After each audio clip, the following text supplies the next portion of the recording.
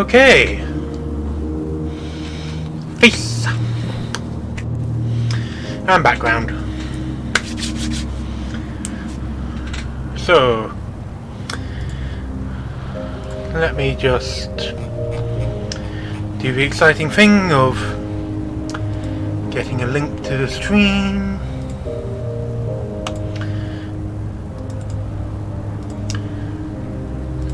Copy.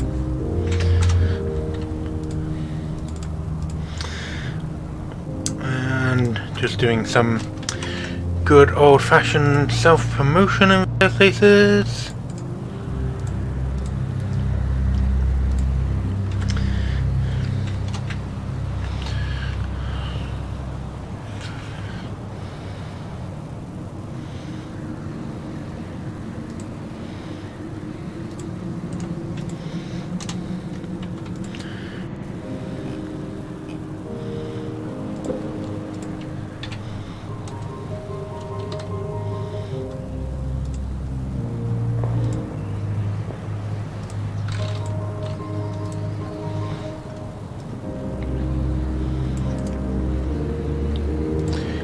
Link.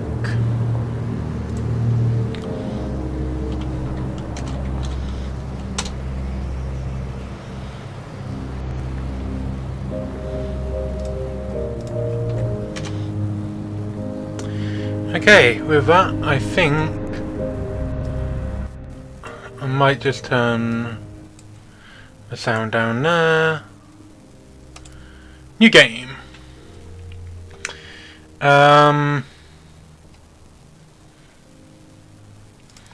Let's do a legacy campaign.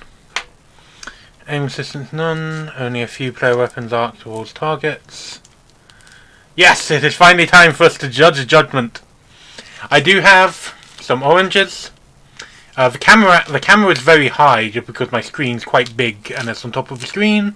And I've got my so the chat the chat window for me is actually quite a bit above me.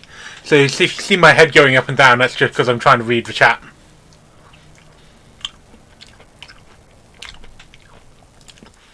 That all looks fine.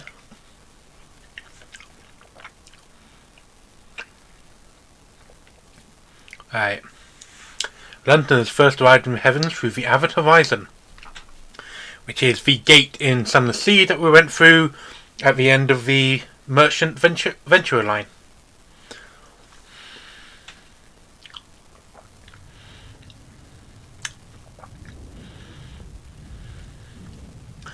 Our expedition to the domains of the dead had been eventful. The Orphean is damaged and in grievous need of repairs and supplies. We are returning in haste to the Reach, where I hope to make port at New Winchester. May God be with us for 1,000 deaths await in the sky. Final entry of Captain Amelia Charity Whitlock, DCM, written shortly before her death.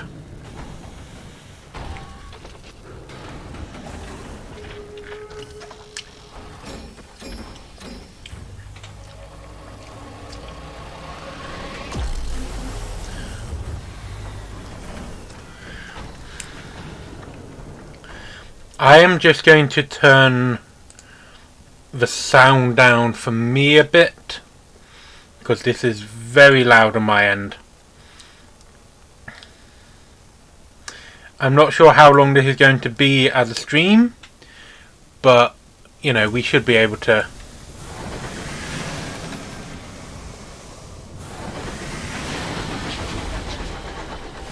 Can we go backwards? Yes, a bit.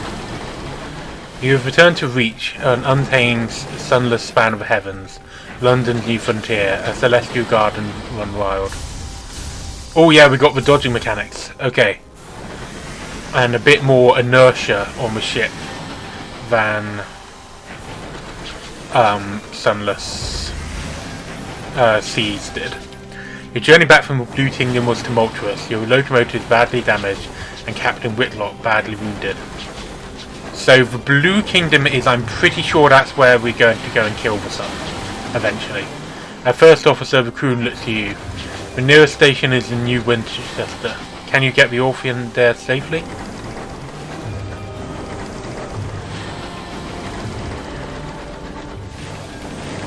Press R to scavenge. Much to relief with your stokers, you find a barrel of fuel along with detritus. I don't know how much I'll be navigating this in general. The wreck of the Ozymandias. The wreck hands in the sky, pocked with recent gunfire. You and the boarding party don your sky suits, garments of protected wax canvas lined with felt against the cold of the sky. I like the details of its very Victorian style spacesuits, basically. Two of the crew are whispering as they dressed. What business did Captain Whitlock have in Blue Kingdom anyway? Why the devil did we trespass on the districts of the dead? You silence him. Now not's the time. Leap across to the wreck. You jump. Your stomach lurches with vertigo as the stars blaze above you and below. The air of the heavens is thin and torn by unpredictable winds. Then your boots hit the running board of the Ozymandias and your leather-gloved hands fumble from a hold. One of your companions throw you a line and you latch the two engines together. Only then the rest of the boarding party follow you. One forces open the exterior hatch and you climb inside. Her interior is cold, unlit and whistled with wind. Your party's lamps spread buttery light over the narrowed pound-crossed passages. You make your way towards the hold, stepping over bodies crumpled in the corridor. Unfortunately, your way is blocked.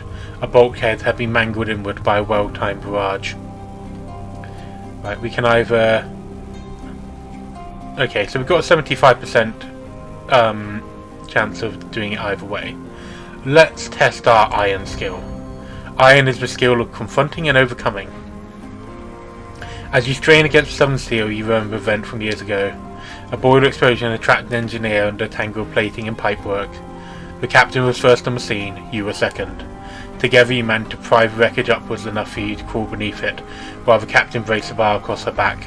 By all means, take your time, she grunted as you dragged the engineer out. Back in the present, the twisted bulkhead yields. Your companions clear the exploded rubble away. The way is clear.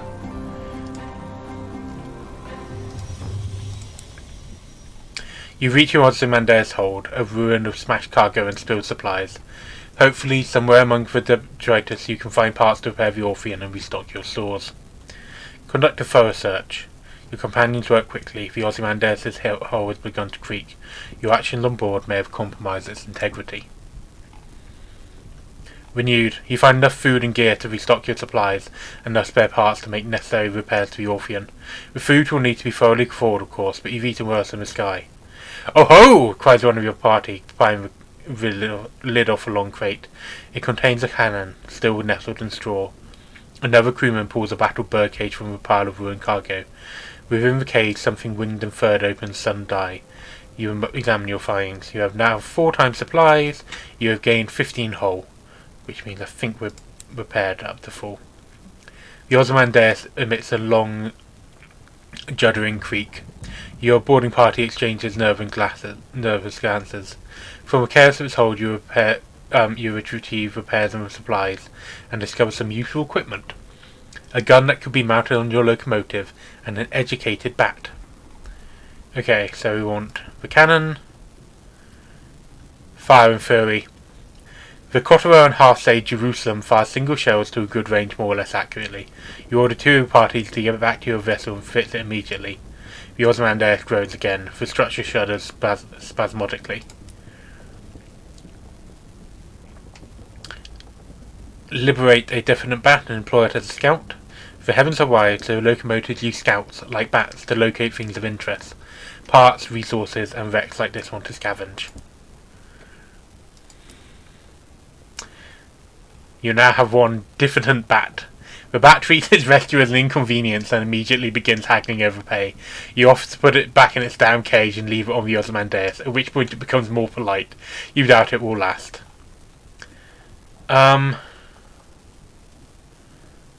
Let's return to the Orphean. You lead your boarding party back to your vessel, unshackling her from buckling Ozymandias. You stoke your engines, steam away, restocked, repaired, and rearmed. The crew gives a radic cheer. Your terror has fallen. Where do we see... so here's our terror here.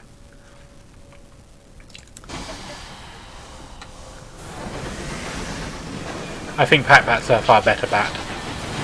Okay, so in this game, sending out your scout does cost supplies. But they obviously want us to do a full tutorial, so we're just going to do it. Your scouts have discovered something. See what it is, open your chart. Approach your bedside. Her mouth is blistered from the blue fires that dance on her tongue. Her hand grips your arm. Her skin is as hot as a kettle. Made arrangements. The Orpheum will be yours. Her voice is just a rasp of meat-burned breath. But promise. She breaks off to scream a word in a language that was not made for human mouths. Where she resumes speaking English, she is weaker. Her request little more than a gasp. Promise me one last service. Promise. I'll obey your last command. All in my will. She gasps. Be a better. She breaks off as the sigils burn into her bones, flare, glowing cherry red through her flashing skin. Better captain than I. The effort exhausts her. She sinks backwards with scorched pillows and a twisting, frantic fever. The walls of the captain's cabin are lined with a hodgepodge of curios from the outer sky. Captain Whitlock lies in bed. Black marks cover her skin like a monstrous brand. When she coughs, coils of acrid smoke pour from her lungs. I have an engine to command. You leave the cabin and the stalk stink of its air behind and return to the bridge. New Winchester is further than you'd like, and the captain hasn't long left.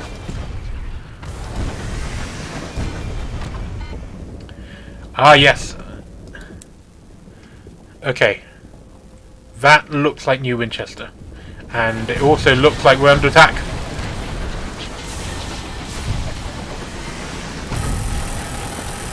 And our weapons can overload.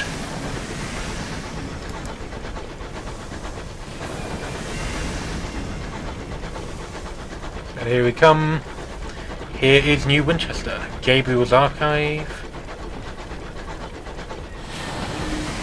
You have little food left now. Soon hunger will bring it to bite. We've still got 4 crates.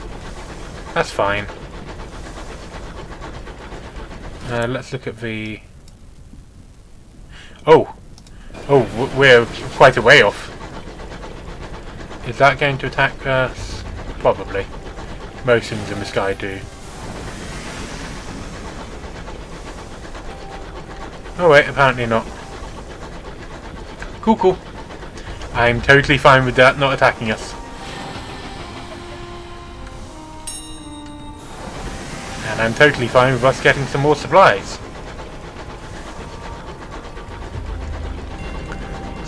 Scamps now.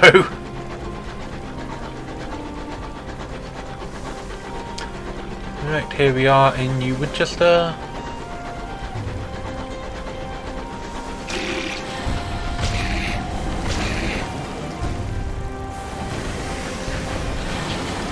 Aha, look at that.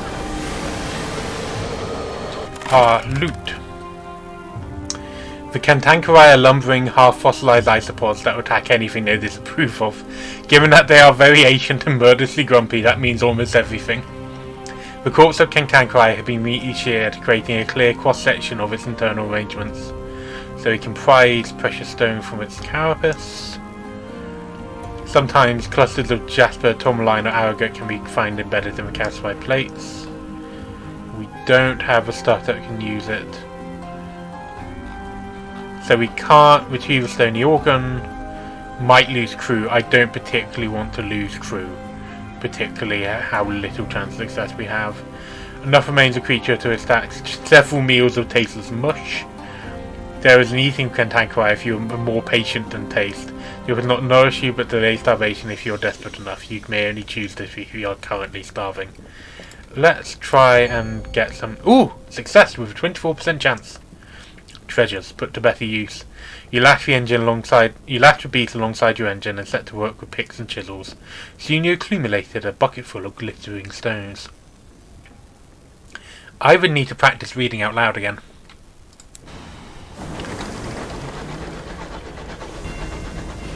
Ooh.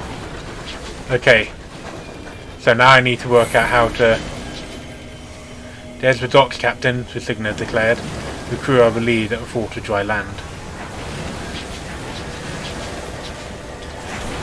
And in we get. Arrive at New Winchester. You coast into the bustle, the din, the soot and the steam of Wolseley Station. It is clogged with other engines, scrappy mining locomotives from Lustrum Way, weathered explorers gleaming with frost, sleek company vessels with bright brass fittings. No sooner have you pulled into the sidings than a brusque station master bustles over. He requests to come aboard. I must speak with your captain, he insists, brandishing a ledger. The usual formalities. You look to the orphan's doctor. He just appeared over your shoulder. His face is solemn, his hat in his hands. He lowers his eyes. The passing. The crew exchange bleak, wordless looks. The orphan itself suddenly feels suddenly more empty. The station master looks confused. You inform him that unfortunately Captain Whitlock has just passed. Ah, he said neutrally. Sorry to hear that. Very sad, very sad. He waits for what he considers an appropriate minute and a half before continuing. Alas, even in this tragedy, the cogs of bureaucracy must turn. If Captain Whitlock is deceased, the station authority required their answer from the first officer. He dons a pair of spectacles and locates his pen. It will be relatively painless. Name, background, person of visit, etc. Shall we begin? I like character creation is literally you are getting, you're just being dragged in and just going, yep, here you are. Let's see. Who were we before we went to the stars? Today London lies between the stars, a new empire unfolds across the heavens. But 10 years ago, before the Northern Gate was opened, before renewed entrance led her people into the skies, it lay in a vast cavern deep, far beneath the earth, deep, dark, marvellous. Who were you then? Okay, so we got street urchins, no parents, no laws, no masters, but also no food over your head, no money, and often no dinner. A soldier, yours was not the reason why, yours was but to do or die. A poet, the pen, the ink, the blank, monstrous page. An academic. A priest, a sailor, a ministry auditor, or a revolutionary. I think, given that I chose to immediately obey the captain, I think I'm going for soldier. It's a fairly simple one, but do that. You're a soldier. You served in the Majesty's military, but how exactly?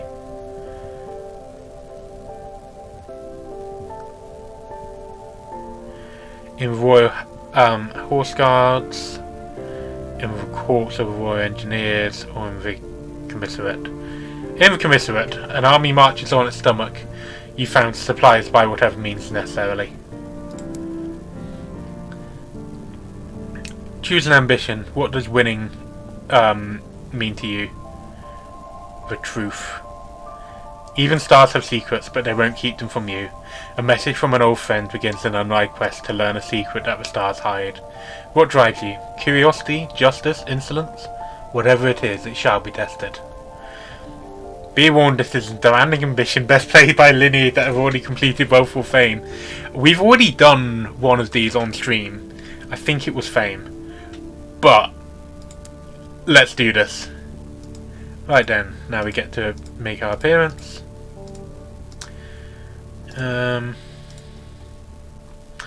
Let's have a proper train driver's hat. Hair, I would like long hair if possible.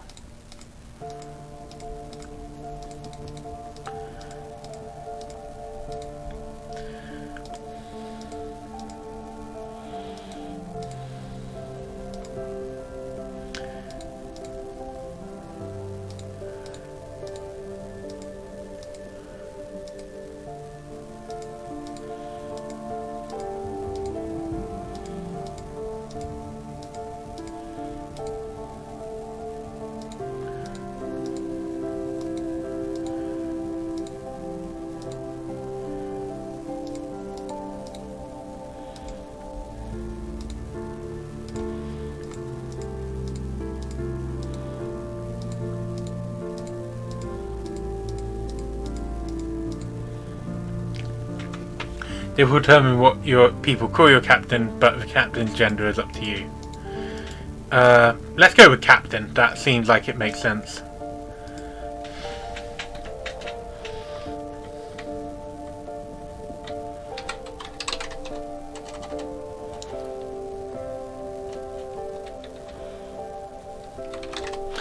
Captain Lawnline. I'll keep Lawnline in mind, but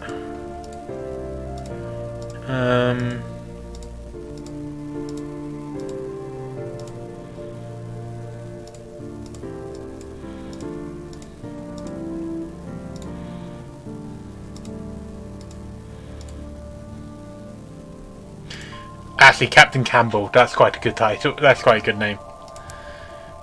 Right. Starting stats. All look good. Don't let terror reach 100. 3 weeks had passed. This morning, Captain Whitlock received a simple memorial service. Her body was consigned to a necropolis train bound for the Serene Mausoleum. Now you sit with a handful of her relatives in the threadbare offices of her solicitors. A methodical notary is reading the will. The captain was wealthy once, but squandered her capital on the mysterious expenses before her expedition to the Blue Kingdom. Listen to the end. The captain's relatives, from whom she was mostly estranged, are clearly wondering why you are here. True to her word, in a final codicil, the notary announced, Captain Whitlock confirmed that possession of the Orpheum was to pass to its first officer. He peers at you with dry grey eyes. This includes a certain black box contained in the Orpheum's hold. Captain Whitlock's final request that, at the time you are choosing, you transport said box to an address in London. He hands you an address card, and deposit it there. You are not to look inside. She gave no explanation. That's it. You are captain now. The orphan is yours. Captain Whitlock's legacy. You can investigate the black box in New Winchester. You can take the box to London as requested, or you could sell it and be done. You can request a large black box that once belonged to Captain Whitlock. You have gained 100 sovereigns. Ooh! The incautious driver! Yes! I specialise in test driving, but I'm looking for something quieter. How much does he want? Need 20. Yeah, that's fine. The driver bores, eager to get started. I recently parted ways with Windward Company, they explain. Personally, I think a crash a week isn't too bad. They disagreed. Oh well, live and learn. I love the incautious driver. The driver indicates a cast engine still smoking. Like that, without the screaming. Right. Ambition, an old friend. Following your return to New Winchester, you are eager to meet up with an old friend. Sears, a staunch veteran. You served together in the military. She was reliable and brooked no nonsense. Companions in arms. She left the army not long after you did, and you kept in touch, mostly via letter, occasionally meeting in pubs or clubs. When London arrived in the heavens, she was smitten by the idea of life among the stars and invested her savings in her own locomotive. She is a starfarer now, captain of the Asriel. She associates with a group of seasoned captains who gather at the promise of days here in New Winchester. Perhaps you can find her there.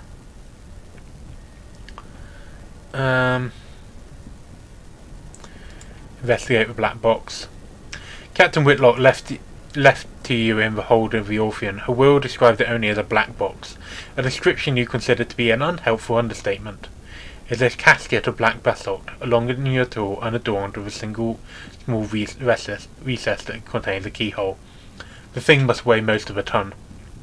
It stands upright in the corner of the hold, where the crew had pushed it out of the way.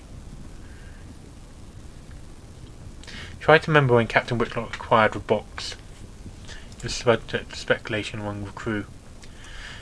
Whitlock had it brought on board just before your ill-fated expedition to the Blue Kingdom. It was empty then, you know, because you saw the lid and the box carried on board separately and assembled in the hold. It is not empty now. It is sealed and even heavier than before. But he left for the Blue Kingdom shortly after the box was delivered, and Maystow stopped him away. So whatever inside the box now, Captain Whitlock found it in the Blue Kingdom.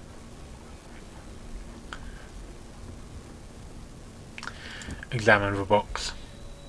There is no carvings or inscriptions on it. The drawing where the lid meets the body is too thin to even a knife blade. There are no holes by which light or air might find their way in. It is impossible to see in that opening, even the keyhole being engineered in such a way to prevent peeking. The recess of the keyhole, though, as far as you can determine, that was the more recent addition to the box. The stone had been drilled and chiseled away to create space for a more modern metal lock.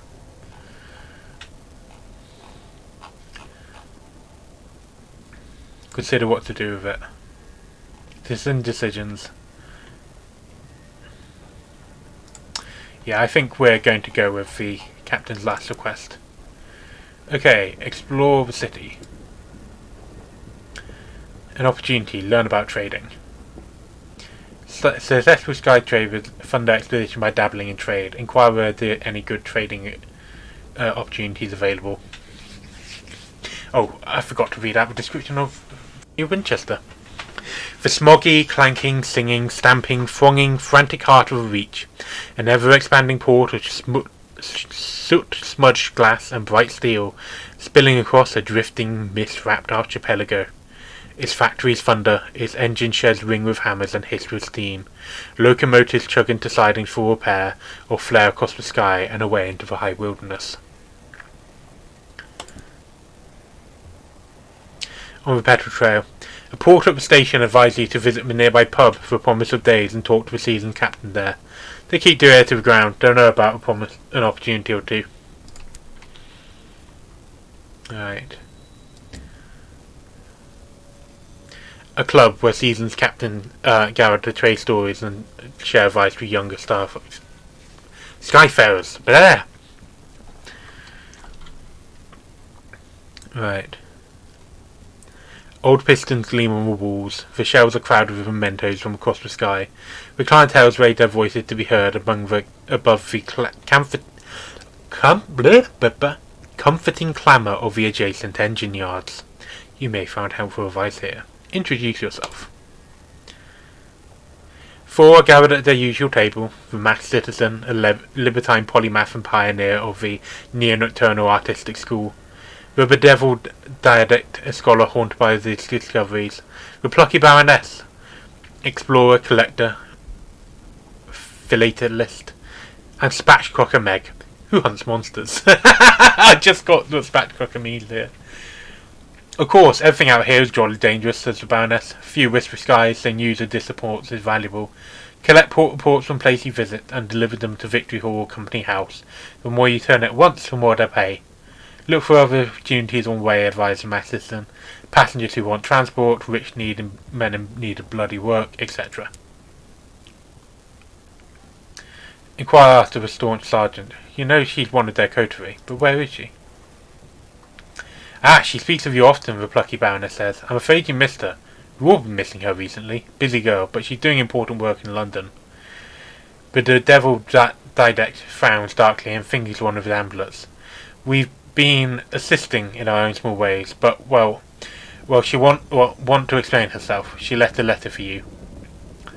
Meg pulls a crumpled envelope from the pocket of her patch coat. I'd open it somewhere private, or someone, she glares at the Mass Citizen, will try to read it over your shoulder. The Mass Citizen nods unapologetically. It's true, I'm a disgrace. Your friend left you a letter which included a cloven message. Can you decipher it? Between them they can estimate how you make your fortune through trade. Ah, the didact says, fiddling with innumerable talismans. An essential topic. Meg slides to the stool and the captain shuffles around to make room. The Mass Citizen buys you a drink of their own invention. It is violet and foggy. The plucky Baroness gives you a brief, encouraging grin. Ask away!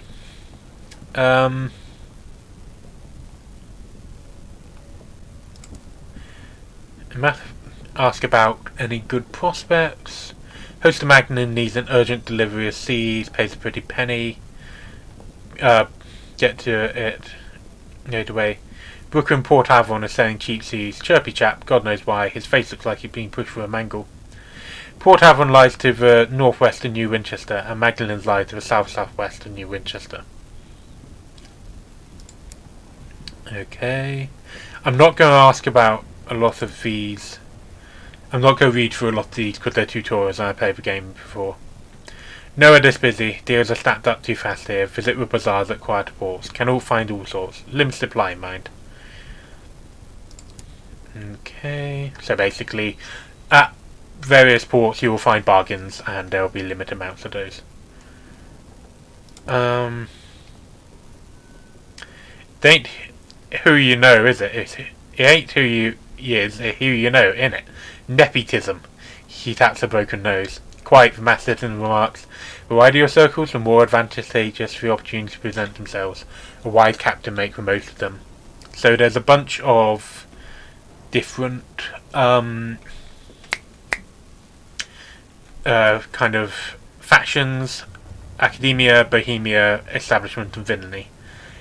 Which is actually a lot less. They get so Fallen London has a lot of factions.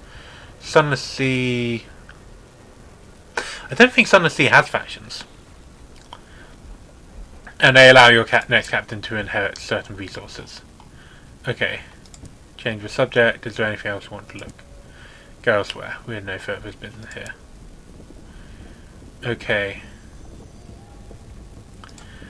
The Encoded Letter. You need 2 savage secrets. So this is a major part of the Fallen London fail better game system, where secrets tend to be items that you can collect and will help you uncover things. So here we need 2 savage secrets. So that's our first thing that we need to be getting on with. Fastidious Inspector. Excuse me, Captain. A woman pushes through the crowd towards you. She is short and square-shouldered, in a neat black suit and polished shoes. She carries the case of her hour watch. It is embossed with the crown and hourglass of London's Zoological Office, the body responsible for ensuring time is consistent across the Empire. I was hoping to book package to Port Prosper, she says, slipping the watch away. I can, of course, pay. Offer a passage. Pay sounds promising. Thank you. The locomotives I broke down following a boiler rupture. The chief engineer's fault, I suspect. A gentleman fonder of brandy than diligence. Here, initial sum to seal our bargain. Prosper lies to the west-southwest of New Winchester. Not there is such a thing as north, south, east, or indeed west out here. Instead, London cartographers picked 4 of the brighter, more reliable stars visible from the Empress's new palace, and named them north, east, south, and west. Londoners value familiarity. Okay, so we're going to need some supplies and some fuel. So I think for now we'll leave the repairing tends to be quite expensive. So for now we'll leave that. Instead we'll head to the shops. So let's grab this one.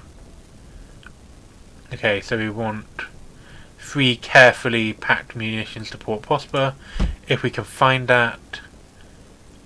Something salvaged from Tackety Liberators or from Float Salmon Jazzband. Okay. So that's our prospects that we're aiming for. Abraham's Engineering. Okay, so these are the fun ship upgrades that we'll want to get as we go along, but they are way too expensive for us right now. Woolsey Engine Yard. Ooh. Oh yeah, this is where we... Oh, this is what I want. Oh. Okay. You know, we want a good ship, but that can come later. Victoria Market. So I think... Do we have anything that we can... Okay, so this is all the stuff we can sell, but obviously we don't have them. We can't... So we are going to need a good amount of fuel.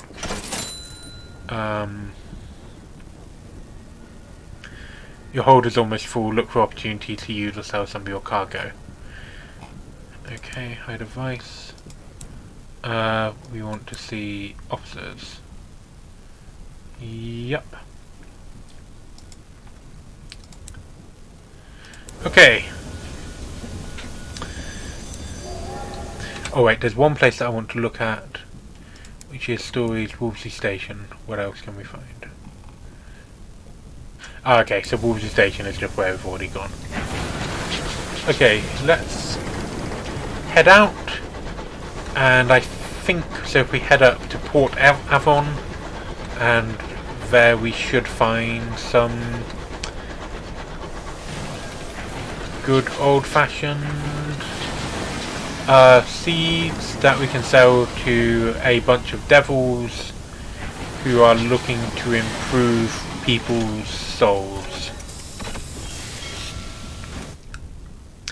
The Assembly, collection of independent settlers colloquially called Tacketies, gather here and argue here. Deliver report reports here to receive rewards and win the Tacketies' favour. We don't have any. We don't have anything useful. So the Reach is currently embroiled in a bit of a civil war between the settlers and the main company. And then over here, I think, if I'm right. So yeah. Company House is the headquarters of the local company, which is the other place that we can give port reports to.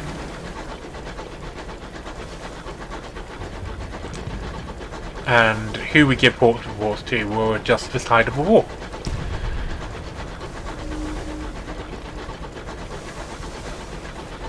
The taste of smog, the sound of iron on iron, we are home.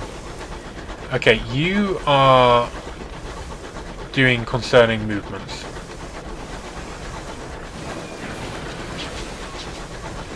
But you don't appear to be attacking me, so I will keep moving on. This guy here is scarred by old battles. Wreckage crushes it like scabs.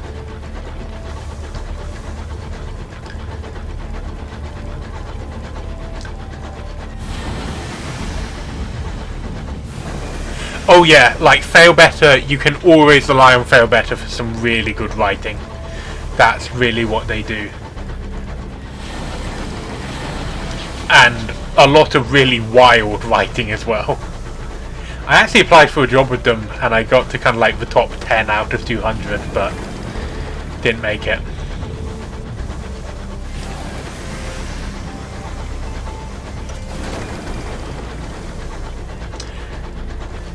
It's interesting, Sunless Skies is probably the closest that this gets to full-on cosmic horror. But it's less, unlike a lot of... I don't have any mining equipment, I don't think. No. Yeah, things will be happening on and on, and the sources of the horror can be quite human and from the Victorian Empire, which is something I really like. You can, at the end of the ambitions, you can make very big changes. I mean, as we said here, the entire purpose of this stream is that we're going to go and murder a son. Okay, so we have leveled up. So what did we do? Hold the line, you orders said. So you fought and bled on a foreign field far from home. Scandal. A scandal scarred. You came close to death that day. It left its mark. An interlude of red or gold. You put you in a splendid hotel managed by a cheery gentleman who would determine when you could leave. I think I held the line. And so I think in particular we held the line in the failed attempt by London when it first fell to invade Hell. Concealed among the dead, you were spared. On your return to London, you found few had heard of the battle. London does not discuss its defeats.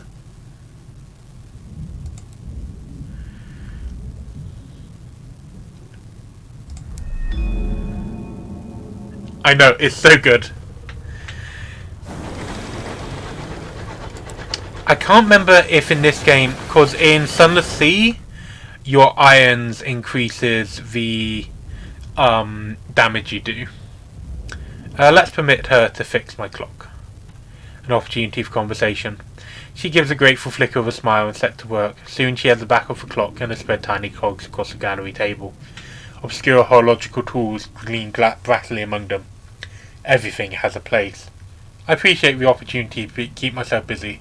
Staring at too long at the stars is harmful for the temperament.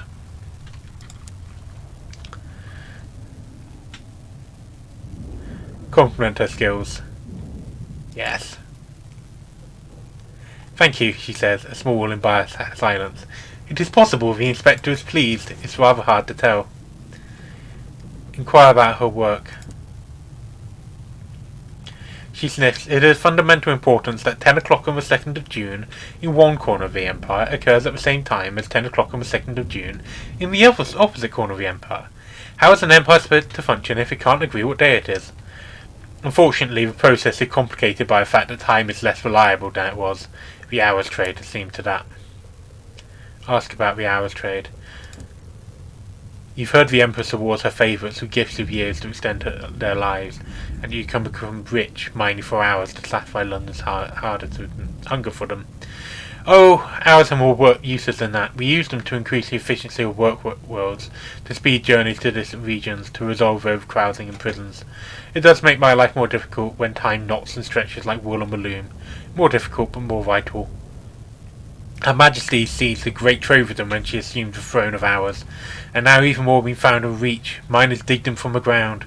She looks momentarily wistful. I hope, some day, to retire with a modest pension of years myself, to prolong the better part of my retirement. Ask about Winchester War. Those who feel London is a long way away, and that they do a better job of governing themselves, frontier attacks independent spirits. We call them tackities for the hobnail boots that are so practical up here.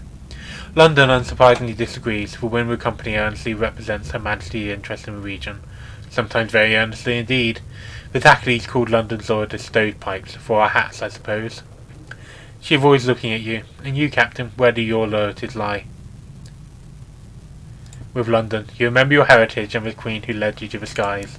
Glad to hear of it, she said. Discuss the reach, the wild, wild frontier. The sunless domain, but impossibly verdant, with gargantuan vines, cathedral-sized bronzewood, and livid fungus archipelagos. It is an uncouth splendour, but I miss Albion and the steady light of a clockwork sun. These sunless reaches are misty and quiet. She pauses, but critical. The territories here are rich with war hours, and enough vegetation grows on them to feed the whole of London, even if some of it is a dubious shape. Discuss suns. What happened to Reach's sun? And London has a man-made sun. How did Her Majesty defeat the old one? We warred and we won. It's not my area of expertise, I'm afraid. The sun's made for law, they say. Now Her Majesty makes it. As for Reach's sun, she looks through a window at the lightless stirring mist. I don't know. Do suns grow old? Do they die of natural causes? I think that would probably be better than the alternative, wouldn't it? Alright, let's move on. And to you, Captain. I think I shall make a cup of tea.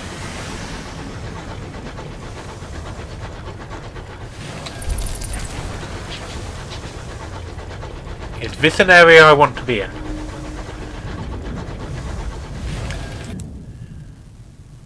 Okay, there's a station up there, so let's go and check that out.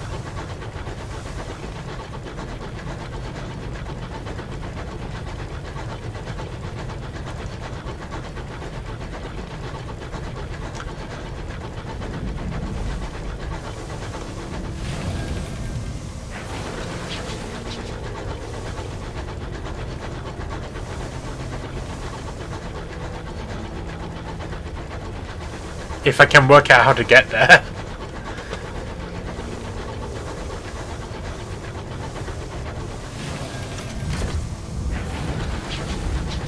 Can I go up here?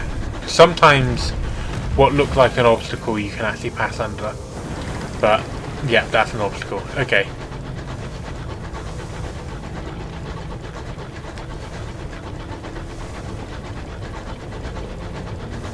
Do you mean the nation or the nature hood?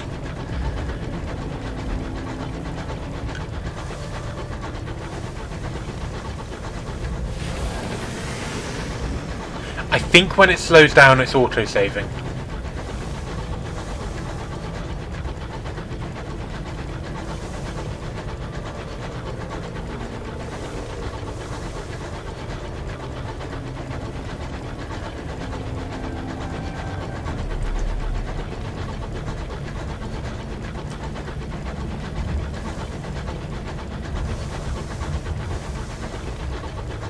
You found a horror, one of the more disturbing landmarks in the high wilderness. Don't linger, your terror will increase more quickly than usual the longer you may know it. But I want to see what it is. A messenger of the heavens, says a member of the crew. There's a hit in your eyes. Faithful, what remains of a beam of carapace is scarred with sigils. Most are marred and broken, some are still holding a sullen, resentful power. Your locomotive is stopped on a broad, flat section of a shell. With a few signals nearby, a two cracked wristnut arm. Deal deeper into a body. Ooh.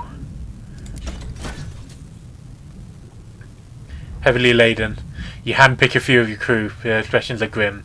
Together you make your way to a crevice in the carapace and secure a rope. You lower supplies down first. It would not do to be unfair. Okay. Oh, we just wasted supplies. Okay. But on the other hand, we wasted supplies, but our terror dropped, and the Derlith is right here, so we can scavenge. Mourn the dead. Terror has fallen. That's useful.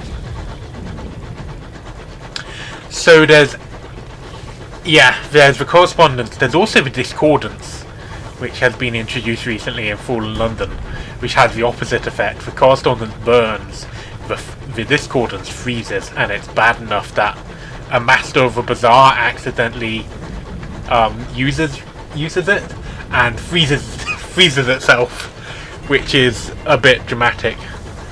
Martyr Paul's Meadow. Yes, there's a quest to hunt for the heart, which we'll probably have. Honestly, we'll probably have to do that just from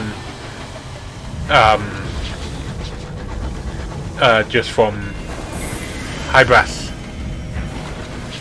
Oh, I know what Hybras is. Okay, Hybras is not a place that we want to really be. Nestled among sprawling gardens of fungus, Hybris is a colony of octogenarians. Rotting buildings slow gently into decay, maintenance is poor, the population aged. An insect speckled with fungus fired by drowsily. Grow fast, no license, reads a barely legible sign stated in a collapsed pile of fungi heads. Let's gather a report. Life moves slowly here. There are arguments over the rule of balls and the correct amount of time to steep tea. The station master seems to avoid the villagers. There is an unusually unique quality to the sunlight that filters through the underside of the caps.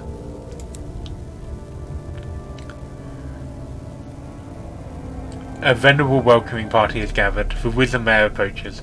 His back is bent, but his pace is steady. He has a firm handshake. Welcome to our little hideaway. Watch your step, that one's about to fruit. True enough, the little white sack at your feet suddenly splits. Snaking tendrils of red fungus explode outwards. The mayoral assistant, a severe woman of slightly less advanced years, guides the mayor to a nearby bench. You may stay as long as you like. Right.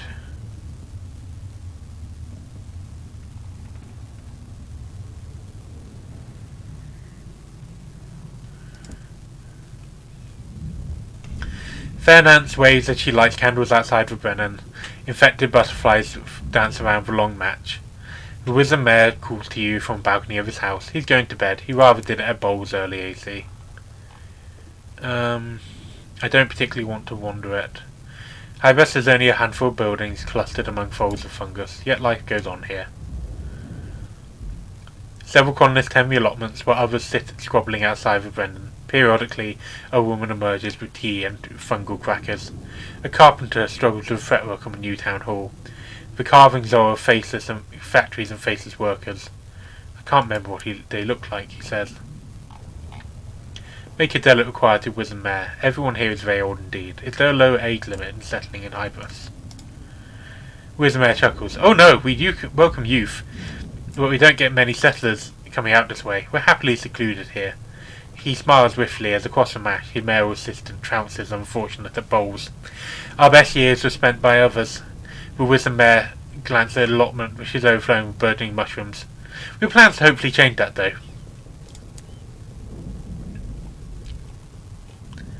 Right. Let's take tea. Back then I used to leave the leaves on our breaks. She peers into your finished cup. I'm sorry, I don't see a long future for you, love. Better make the most of what you have. Right, let's move on.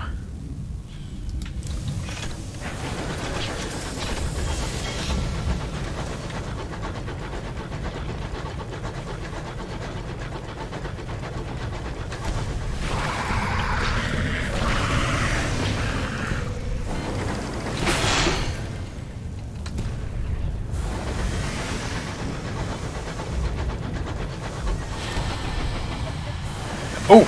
It just killed itself by accidentally running backwards into the scenery. That's really funny. A bull cantankerite. This bull was a king of its kind, an isopod with the dimensions of an elephant, sheathed in layer upon layer of semi-calcified armor plates, all wrapped around the temperament of an embittered badger. Now it is a ruin of muscle and shell. Is it a parasite, a servant, an apprentice? It is beginning to stir, having sensed the death of its host, or master, or teacher. Right. Let's just get some sovereigns.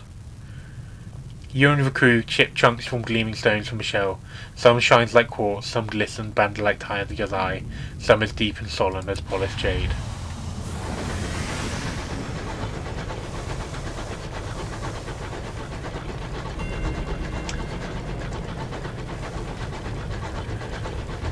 We are low on...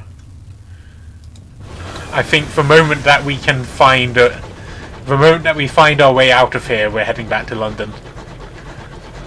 And I think for now it's best if we just kind of keep going this way. And hopefully, yeah, the path will curve round a bit.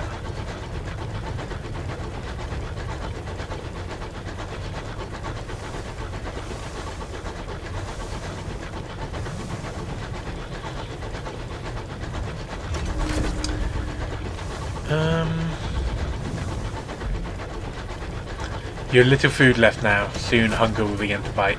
Oh yeah, the top-down view is very useful. I cannot imagine trying to navigate the Reach in first person.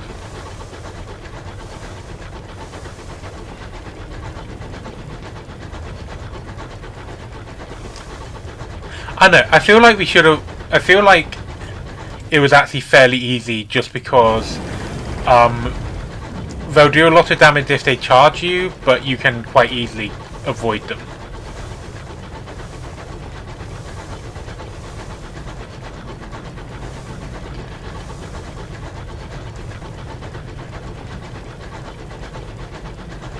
Come on.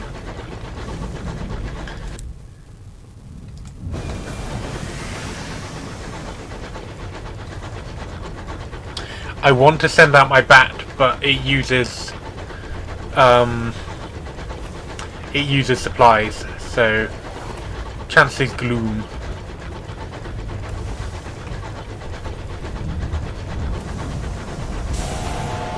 That looks like a marauder.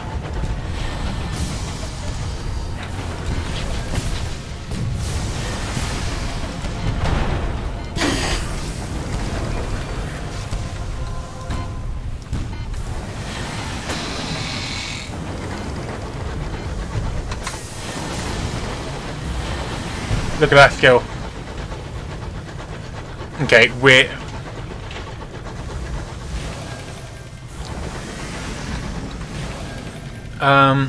the other thing about fair better games is quite often you're supposed to kind of take a chance on fairly low probabilities of success. So it wouldn't surprise me if... I think the Bultan Tankerai is well within our ability to kill it right now.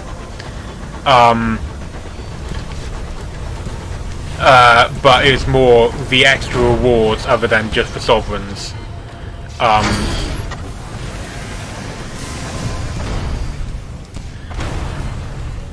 Oh boy, we are low on hull. Bored with defeating Marauder. No, I don't think I want to take him on. Put him out of his misery. Scout Cabin Captain with once and silent skill. Your crew moves mistily. Anxious to loot the crane, or perhaps to evade your glance. Do we want... Let's loot the hold. An intriguingly bulging sack. That's not as helpful as it could be.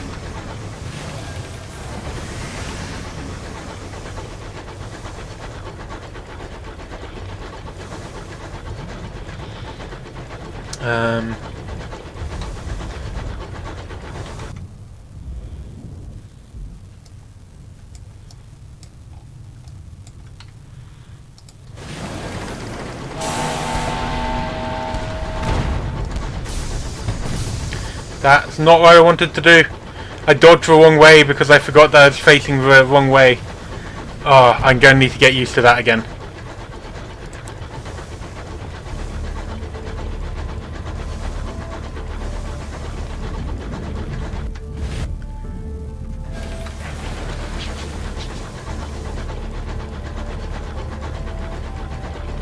Come on.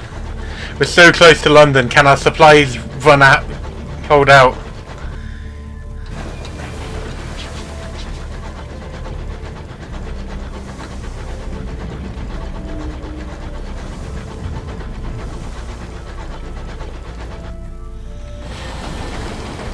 So just like in Sunless Sea, you can definitely become a cannibal in this game if your supplies are too low. And our supplies are very low. Oh boy. But we are getting near. We are near the lights of home.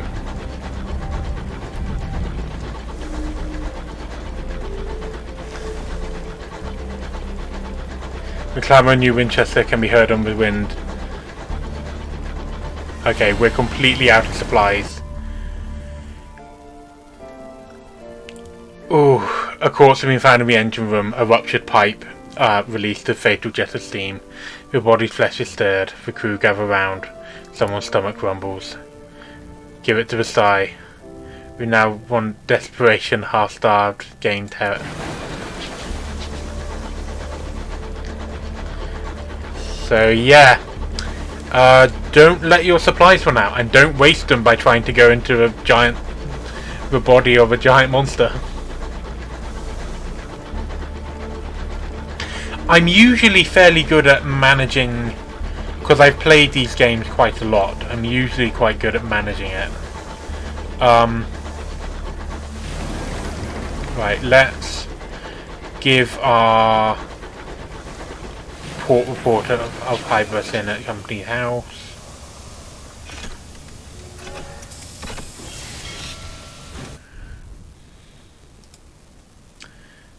Deliver port reports.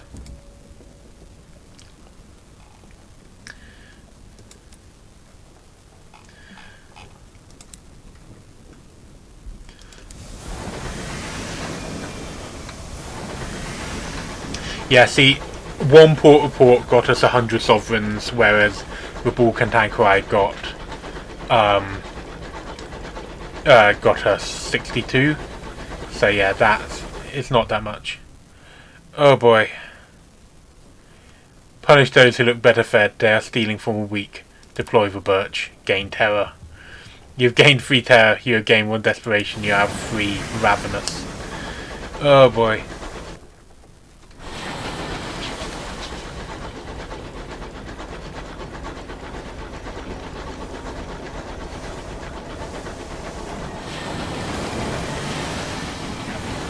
Can I? Oof, that was not a good. Recruit the incognito princess. Perched at the top of a mountain of luggage is a radiant young woman. She is an officer dressed in what an actor would wear in fantastical romance. A tiara is rests on her brow. A steady stream of commoners come to pay homage, bowing and curtsying enthusiastically. Starlings circle in dense swarms above her. Refugees from old London are a common sight, though not in such numbers. She ignores you everything and hands you papers so pristine they can only be forged. Ooh, okay, yeah. We'll take her on board. Officers.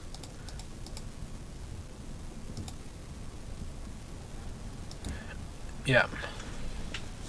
I'm a humble first officer. What is the word when commoners do things for coined? She asks. Work, that's it. She beams at you, delighted, as innocent as a Gatling gun.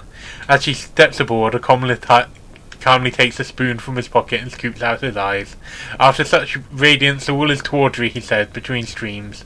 It seems she already forgotten about her signing on money. Right. Okay.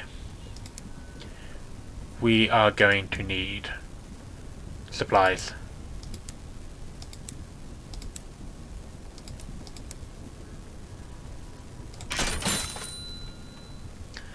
And I think we are also going to need to repair my locomotive.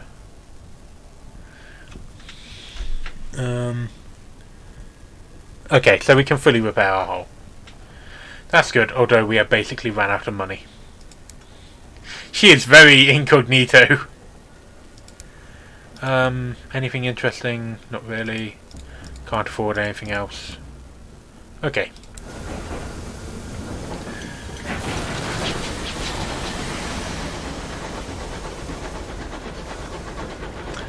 So I think it said that Port Avon is west by northwest, so I think I was heading too far north, and I think it's because in my last playthrough, which I did for several captains, it was to the north, but they move around between playthroughs, and it's only if you carry on a legacy that it's that they kind of stay where you think they are.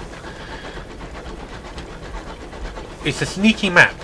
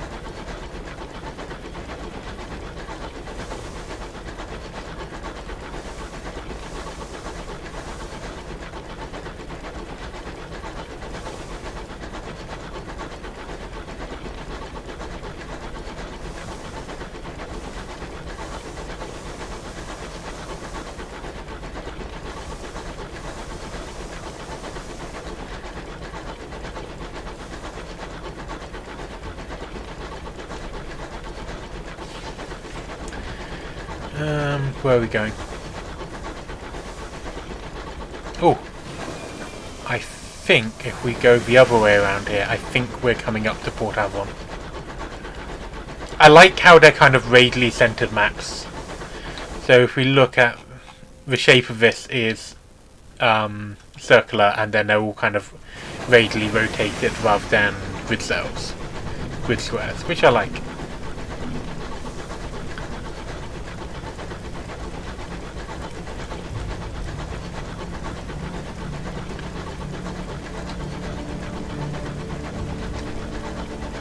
Old stones and forgotten ruins lie tumble across the sky. Okay, let's send out the bat, because I know the port is around here somewhere. Which just make things easier. We have found something grave. I like this. Something gassy, something grave, something that glitters, something to grave. What we found as grave. A complex of celestial ruins bristling with gleaming pillars. We don't have a saying, so we will continue on. Today the sky is as cool as blue as ice in a glass.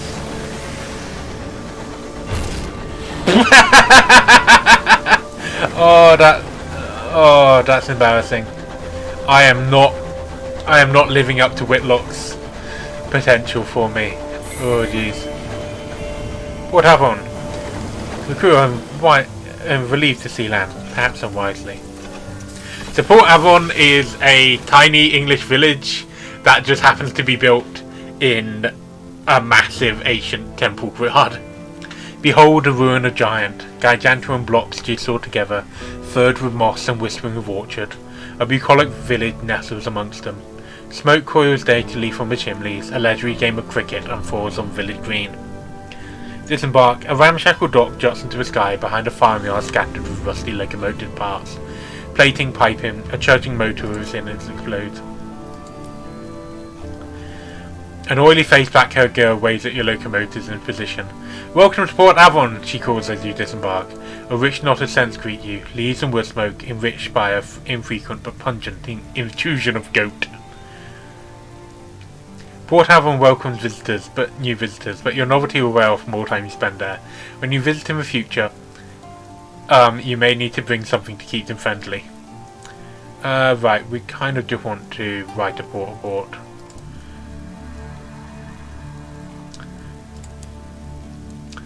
And then Cyclopean Ruins, anything. We're not quite at the level where we can just wander into somewhere marked with correspondence signal. And we have no money.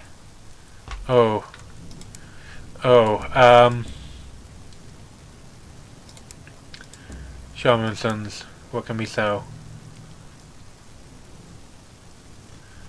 Let me just check.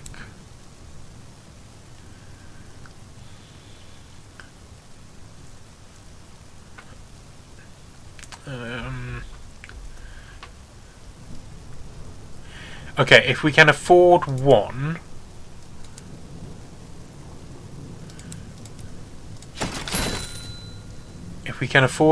then we can go to Bazaar and we can get that, and then we can take that down to Magdalene's. That will pay 80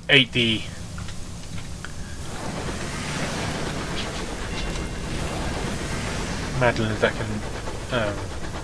will pay 80. Okay. Southwest, so we want to go south. I may regret selling those supplies, but we kind of needed the money.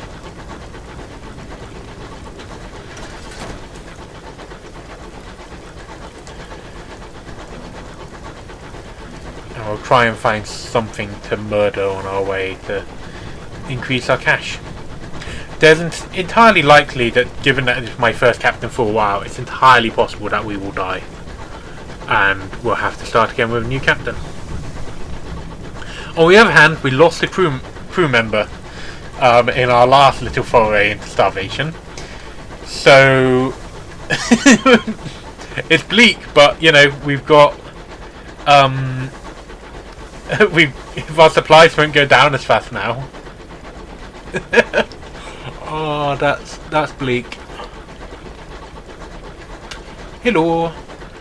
I hope people are enjoying the face cam. I don't know if I'll keep it up for ages, but I thought I've got my camera set up so I can do, because I'm job hunting, so I got it set up for video interviews. So, you know, it's worth. I wanted to try that out. These are the borders of the Queen's March. First step in the long journey to Albion.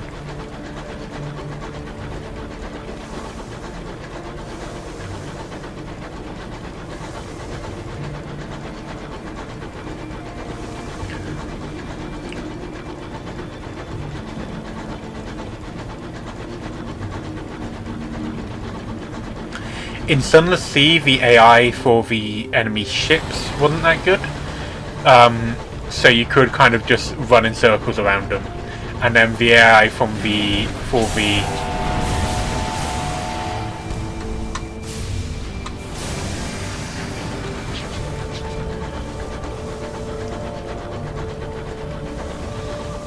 AI for a lot of the sea monsters meant that they would just charge at you. So as long as you kept moving backwards, you were fine.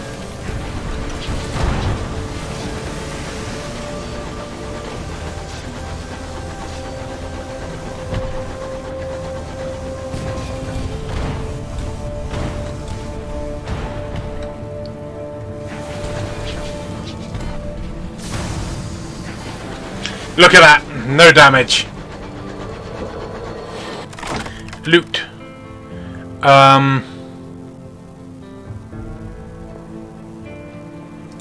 Let's grab some sovereigns. Because nothing else We're close enough to Union Winchester that if we get some sovereigns here as well, ideally we get some supplies, but if we get some sovereigns here... No, okay, let's mourn the dead. Terror has fallen.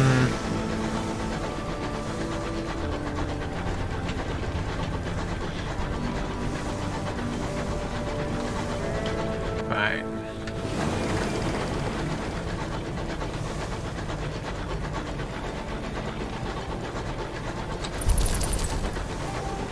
Just send my bats out. I don't think there's anything here.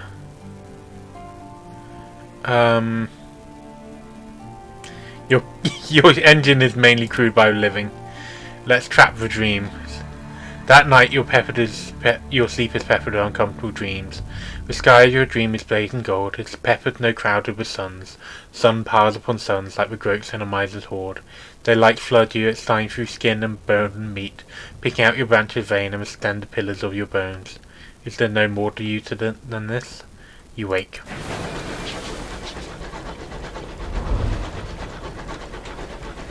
Okay, we're gonna head back up to New Winchester, I think, just because I don't want to go for another starvation issue this early in the game. We're playing it a bit safe, which can be a bit dull, but we are near level up. I like that you get experience for exploring, just because that really encourages you to, and not just experience, but you at this point in the game you get quite good amount of experience.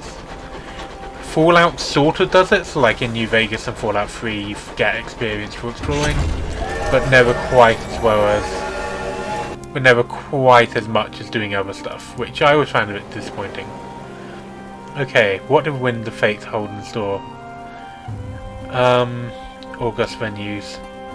You spent your youth in stuffy sitting rooms and chandelier parlours. Hush, and you can still hear the delicate sound of silver spoons upon china cups. Scarred. I think scarred, yeah, definitely. An attempt on your life. There is a bullet scar behind your heart. You have learned since to be more judicious in your choice of friends. Yeah. There was an attempt on my life.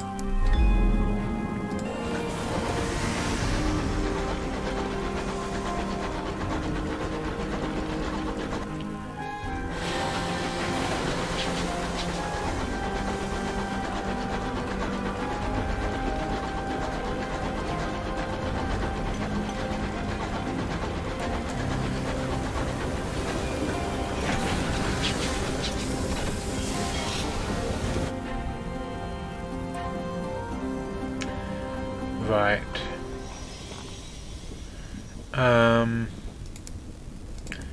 Shops, we want to go...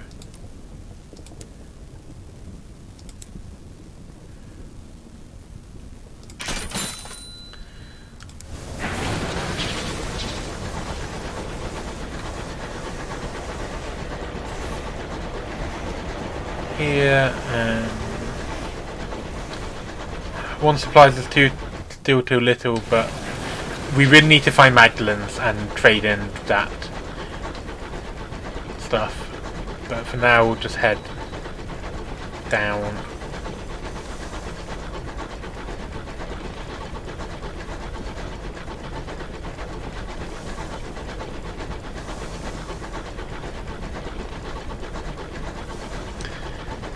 What direction is Magdalene's? Lies to the south-southwest of New Winchester. Okay. So we mainly want to go south.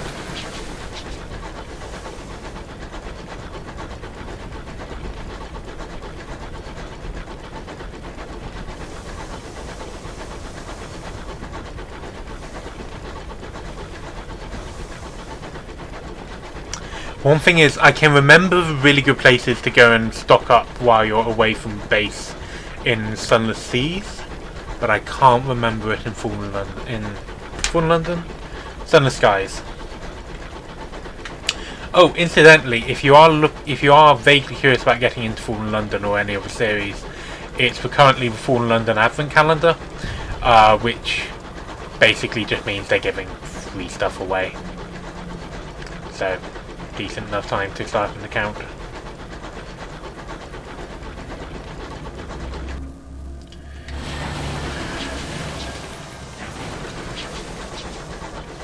This is not the way to...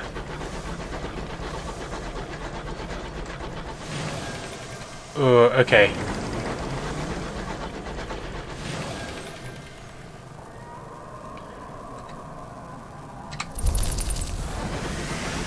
If there's a port nearby, I'll go there and get report. No. It complains about the cold. It finds nothing. Okay. We're heading back and we're going to drop off... if we drop off a port with the taxis, we'll get some more money, which we can use to buy some supplies and fuel. Which I should have done before I wasted it here, but at least we know where not to go to get to Magdalene's. Honestly, if you're interested, I'd probably say pick up Sunless Sea or Sunless Skies. It is a... yeah, it is an energy-based browser game, so we should do have problems. I mean, I enjoy it enough that I am a paying member when I can be. But yeah, it's not too much. Right.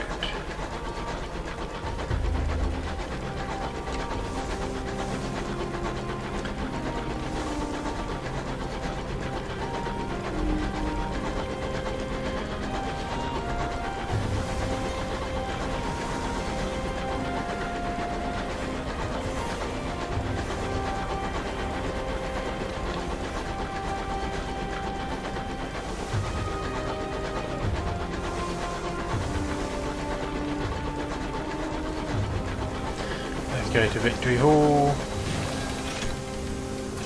and visit Victory Hall, deliver my reports. Okay, now have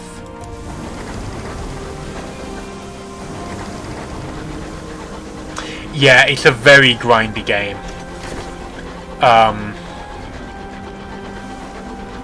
Oh, at the moment I'm kind of keeping the war balanced, so I'll be dropping off some of the taxis as well. I think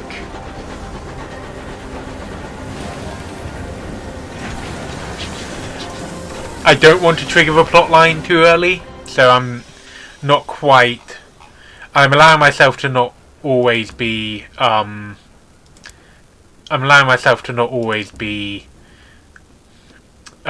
you know, on one particular side, just because quite often that's not really practical.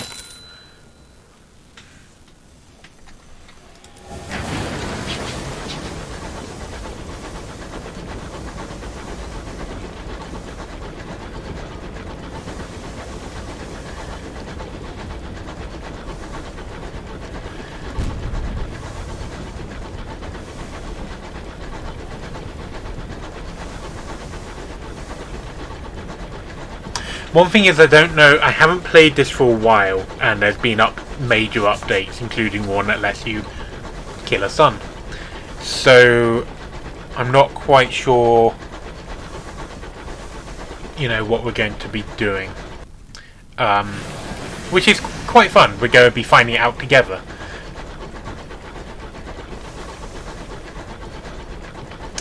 But I think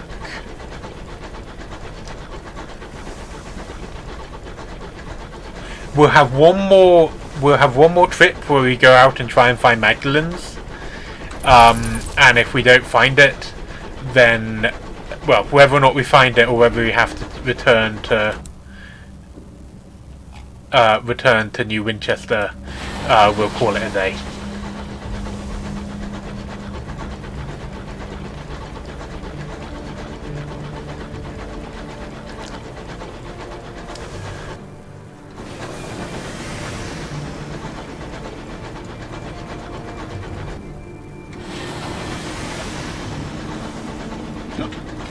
Ooh, a wreck.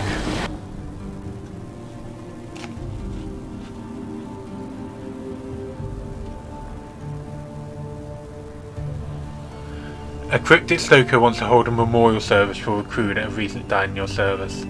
Judging by tattoos of a storm studded with a mouse and its rattling collection of talismans, the ceremony is unlikely to be Christian.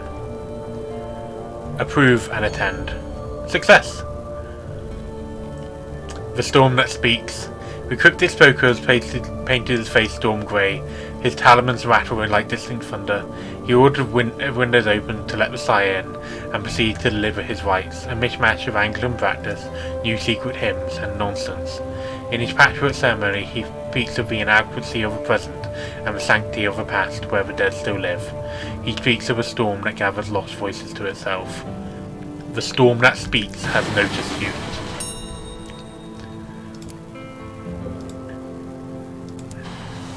Okay. Dropping terror is never a bad thing, but I do wish that we would get some supplies. Because that's our current big limiting factor.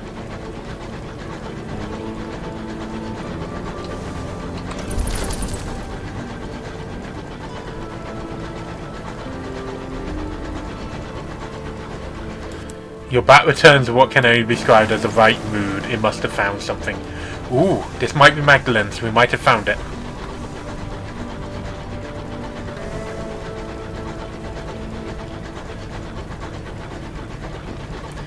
So it's found a port. Terror. Nightmares, 26% untroubled.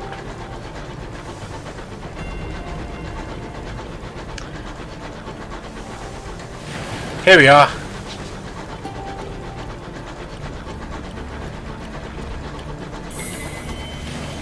There's the dock captain, a signaller declares. The crew are relieved at port of solid land.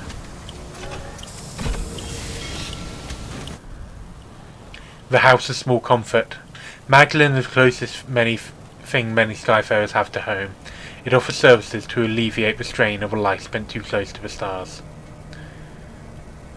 Right. For now...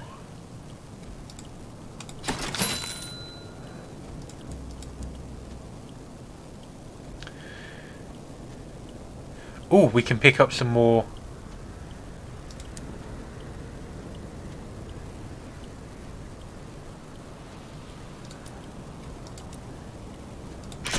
I will buy one thing of supplies. Okay. Yeah, I reckon we can make the run up to Port Avon and back on our current supplies.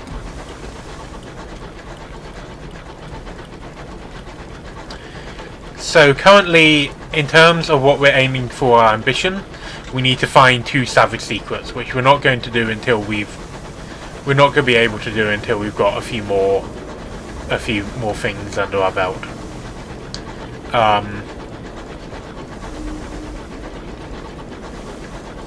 Finally, Magdalene's a hot bath and decent conversation. The princess desires that you dock. Yes, that's what I was just about to go to. Port. And then let's head back to New Winchester. And then, now that we know where to go, it's easy enough to... Next time, we can easily enough go to Port Avon and finish up this thing. Okay, so we want to write a port report. Madeline's a popular destination. Someone will no doubt be interested to know how things are here, and there have been things here. Glass bars and Magdalene's pierce the clouds like swords. Shadowed figures can be seen moving through the gleaming corridors, their identities obscured by the huge glass. Crowds of skyfarers, ministry officials and merchants mill around the forecourt in various degrees of distress. All watch the clock set in the great clock tower, waiting for their appointed hour. Magdalene is a buzz of activity. Barely have a clock chimed and a clamour goes up the front desk. Guests rushing to and from appointment. Lord Blank was seen in conversation with the admiral host. The East Wing was closed for general access all day. A certain distinguished admiral was seen with his second command entering one of the chambers of regret. Several guests succumbed to an excess of sentimentality and were forcibly removed. Speak with attendant. The staff at Magdalene promised treatments for the deleterious effects of the high wilderness. Loneliness, desperation, folly, regret, love. and tend to employ scheduled appointments with the aid of a hefty daybook and a very accurate clock. They are eager to explain the procedures and rules that govern here. They are a hospital for a spirit. Our staff will become a person you need. Here you may say farewell to a doomed comrade, resurrect an old love, spar a defeated enemy, all for a fair price. But do not overindulge. Our services are to heal, not to become an injection. A waltz can be heard from the upper floors. Someone has requested a recreation of a Sapphire Jubilee. Talk to the patients being discharged. They exit the treatment chambers fresh to encounters with the attendants and regard their most personal memories. A set of attendants guide a frail woman out from the chamber doors. Tears lined her wrinkled face. So nice to see her again, for the first time since the Cume colonies. She rummaged in his bag and produced a set of figs. Take this for Gladys. I know I shouldn't, but last time I heard her belly rumbling something rotten. Almost spoiled the scene.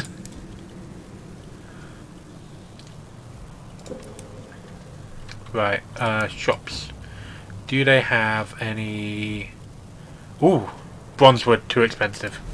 Okay. Right, up to New Winchester, and then we will call it a day.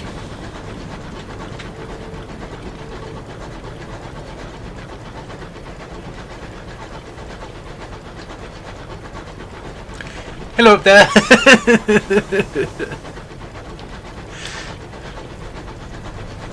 Sorry, the chat is up there, so if I want to see if anyone's put a message, I have to look up.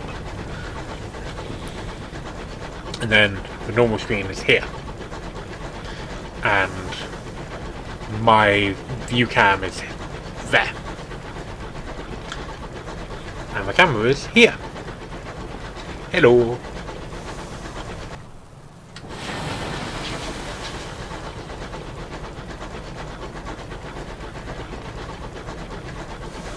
The history will be kind. That's certainly a name. Okay, let's trip her for repairs.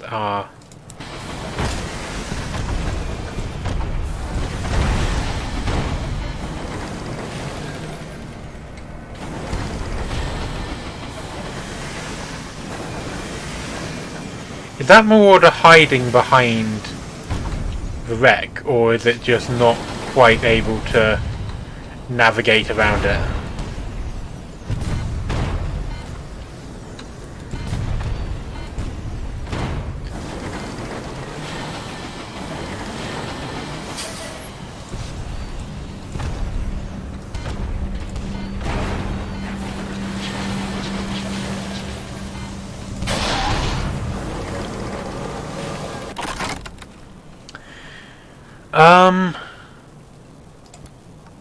Let's loot for hold. Something precious has been concealed. 16 sovereigns, wow! That's nearly enough to buy a full box of fuel.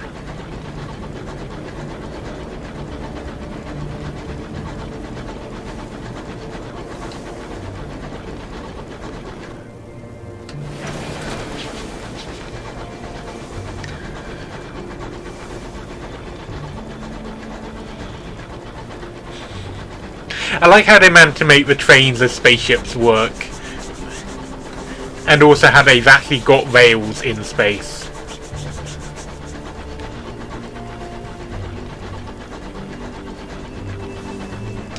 Where are we going?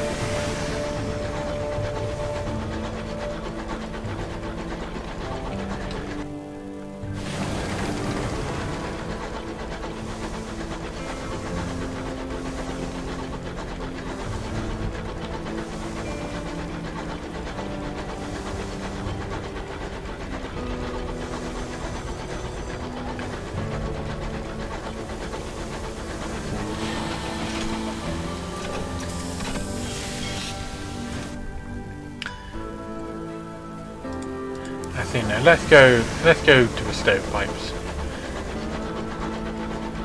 We're not at risk of starving yet, so.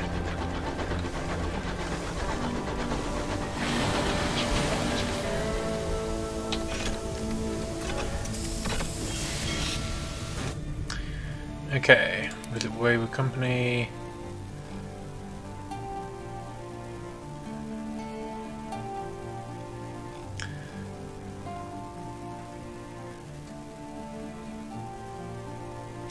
Yeah, so this is important because we can get military stamps permits, which I think we need to get into Albion. Okay.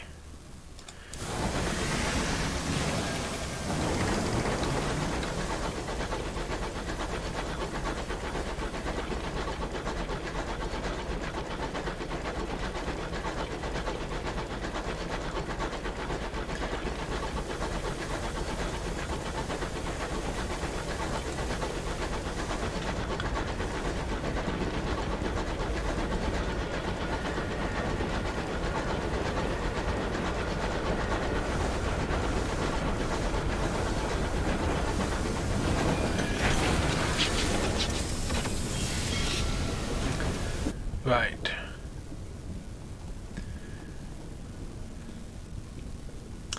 Mr. Menagerie is passing through. Don't particularly mind that.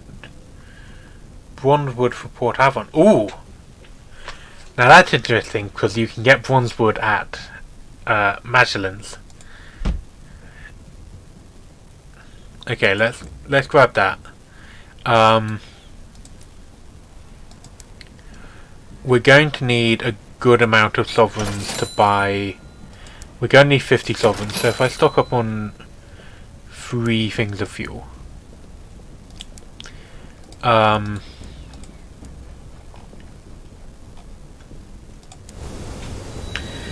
keep saying we'll finish it off, but I just want to keep playing. Let's go up to Port Avon.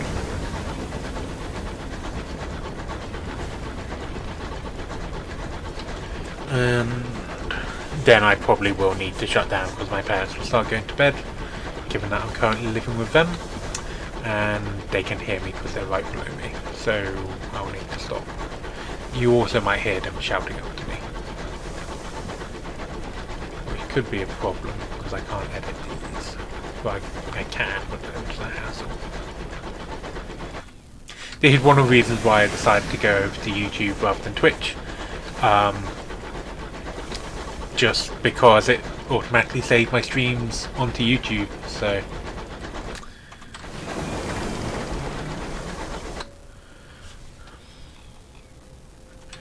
Right, let's head over.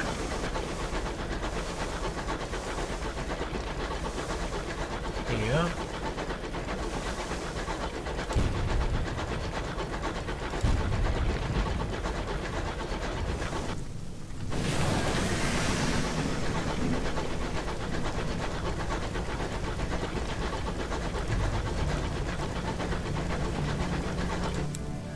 Because they will pay.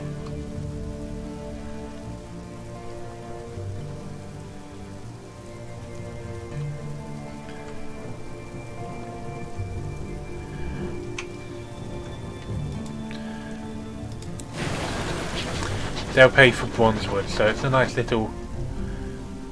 There, let's commit our dreams. Gain terror and a tale of terror. I'm not sure what we can spend tales of terror on in this one, but we probably need them for something. A distant nebula shines on this place, its light as mellow as melted butter. Ruins claw the sky with work of giants.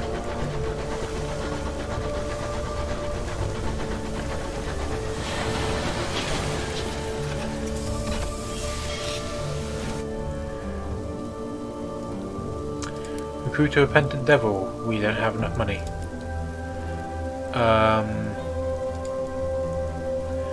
Write a report.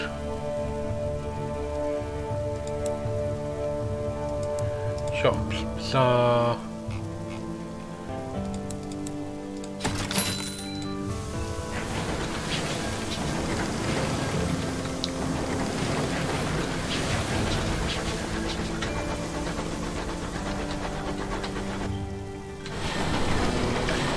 Okay, more seriously, there's a grave signal up here.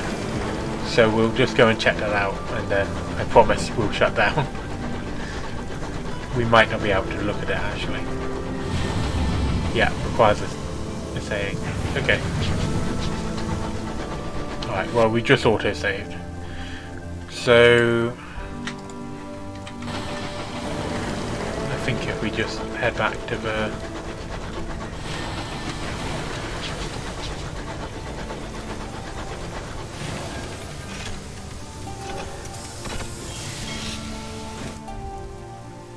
okay.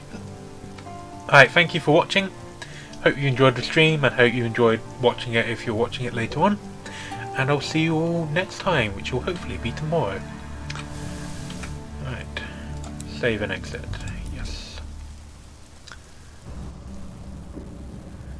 I think this worked well. I think I might try and make this a bit more fancy, but we'll see. Okay, see you. Don't forget to check out all the links below. Like, comment, subscribe, whatever. And I will see you next time.